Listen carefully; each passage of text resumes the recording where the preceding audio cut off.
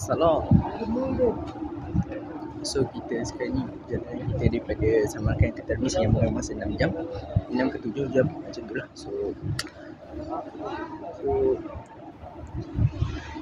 dekat perhentian sekarang. So apa-apa lah. Mantap Termis, dan hotel kita namanya Hilton Garden Inn. Hilton Garden Inn. Dan itu terletak di dekat dengan border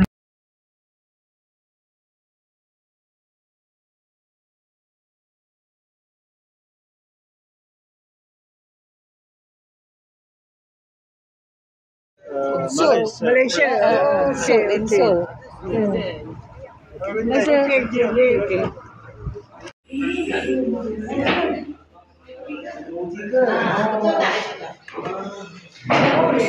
Dekat tengah dunia semua isu memang.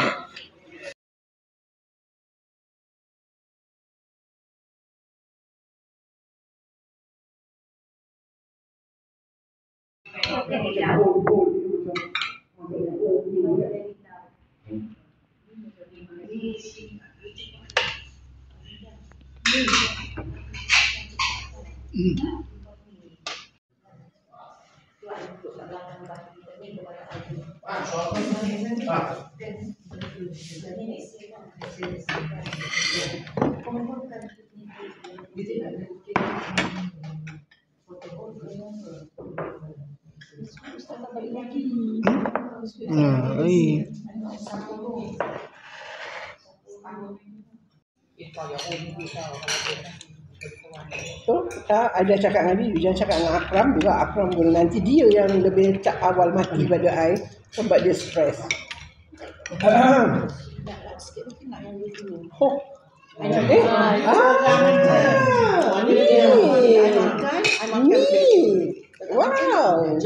I makan betul-betul. Yes, okay, bagus. Banyak ni. Oh,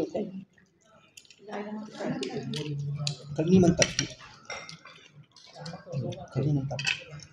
tak makan sekepul je. Kali macam bubur. Sebab tadi ada makan yang sup tu tadi. Sambil buah. Ada tiga lepas buah. Itu semua buah. Roast lamb.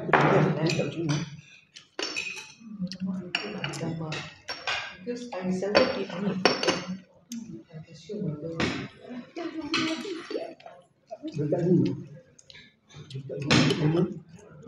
Makan lah. 25. Itu pakai teh. Bagus dia habiskan. Hijau 25. Dah. Itu pun ada banyak sana. Kalau Terima kasih. ibu sudah.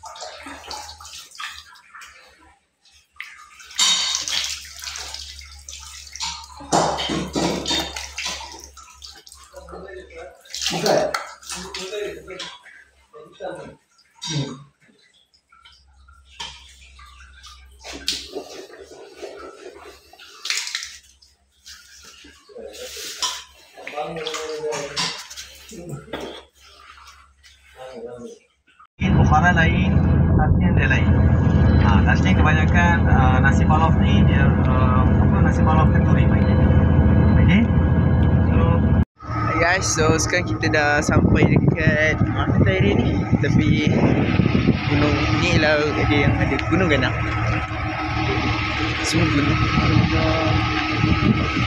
Sejuk dalam 20 darjah Celsius suhu sekarang. Angin. Bulan depan salju.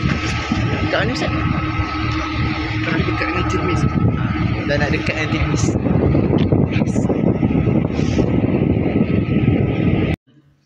Guys, inilah kandas dekat sini, dekat ada gunung.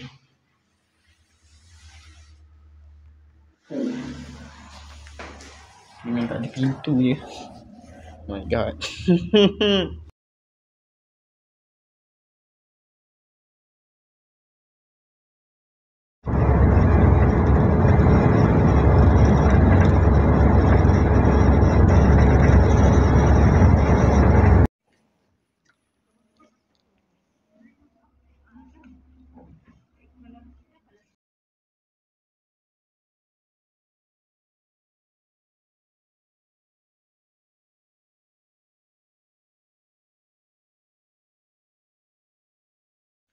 So kita dah sampai ke tempat seterusnya, iaitu kita dah sampai ke makam Imam At-Tirmizi.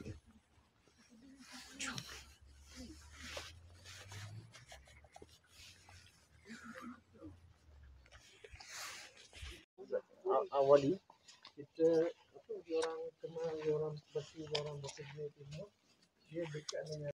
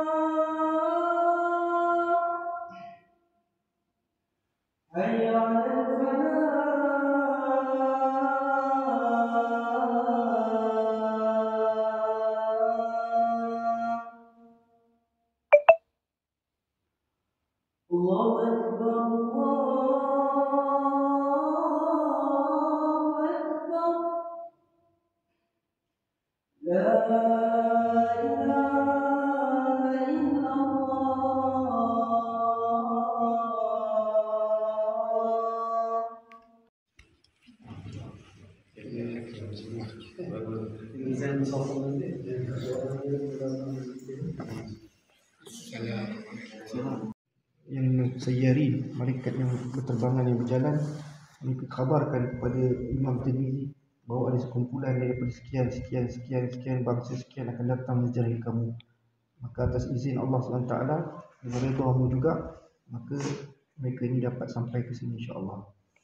Alhamdulillah. Dan seterusnya insya-Allah saya serahkan sedikit penahanan kita kepada saudara Syah kita untuk memberikan sedikit maklumat.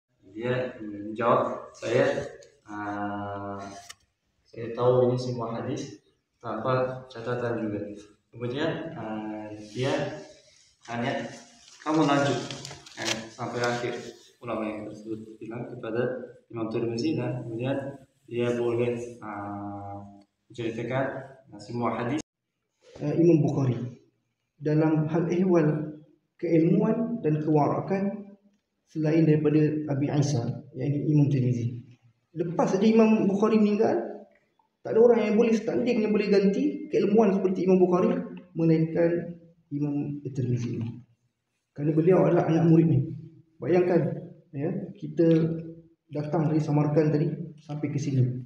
Beliau berhijrah, datang menuntut ilmu, belajar daripada Imam Bukhari, mengambil berapa kilometer? 375 km. Kita datang pun lebih kurang berapa jam tadi? Hampir 6-7 jam sebab kita berhenti dulu. Bayangkan, mereka dulu tak ada kenderaan macam kita. Kerana apa? Pergi ke Samarkand kerana menuntut ilmu hadis, nak ambil ilmu daripada Imam Bukhari. Hari ini kalau kita belajar, kalau sekadar dalam setengah jam pun berjalan pun, itu pun tak jauh, tak seteruk macam Imam Tirmizi ni dan Imam yang lain. Saat ketika Imam Bukhari meninggal, beliau lah antara orang yang paling sedih sekali. Imam Tirmizi paling sedih sekali, sehingga kan beliau sedih bila tak sanggup duduk di Samarkand. Akhirnya beliau kembali balik ke kampungnya ini. Sejak dari kewafatan Imam Bukhari sampailah beliau datang ke sini, dan sampailah beliau meninggal, beliau menangis. Menangis kerana apa? Kewafatan guru kesayangan dia, iaitu Imam Bukhari. Kerana banyaknya beliau menangis, ulama menceritakan bahawa sampai banyaknya setiap hari menangis kerana wafatnya Imam Bukhari. Akhirnya beliau buta.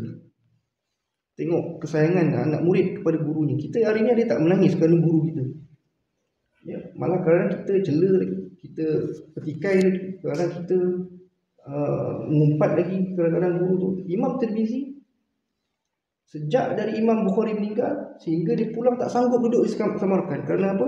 Kerana tak mampu nak tengok Imam Bukhari meninggal. Kuburnya tak mampu tengok sebab sedih, kerana beliau sangat rapat dengan Imam Bukhari. Beliau balik menangis setiap hari sampai beliau buta. Sampai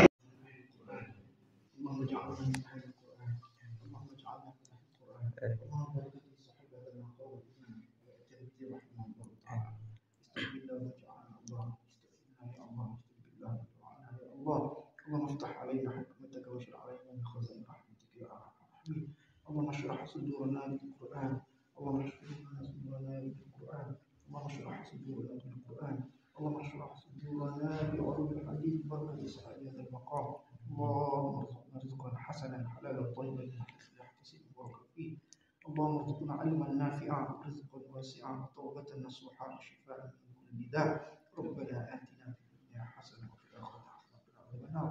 اللهم اجعل ولده من أهل القرآن وعالما وفقيها بعلوم الدين وشريعة الإسلام. صلى الله عليه وسلم.